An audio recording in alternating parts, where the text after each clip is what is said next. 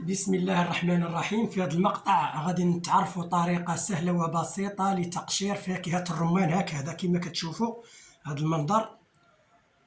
إذا الناس كثر عندما يريدون تقشير رمانة كيلقاو واحد الصعوبة، وهذه واحد الطريقة بسيطة. عندنا هنا السكين، ناخذ حبة رمان، انظروا معي. غادي نقطع التقطيعة الأولى هكذا، الثانية، الثالثة هنا، الرابعة، 4 تقطيعات، التقطيعة الأولى، الثانية، الثالثة، الرابعة بالسكين.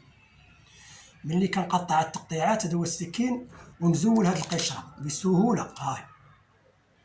هاهي زولتها وبقى المكان ديالها كما خدتها هنايا.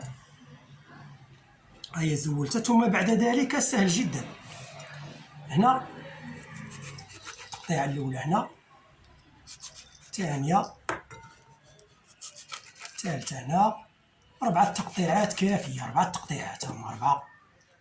الأولى، الثانية، الثالثة، الرابعة، ثم بعد ذلك قلنا 4 تقطيعات هنا، ثم بعد ذلك هكذا بسهولة. هكذا.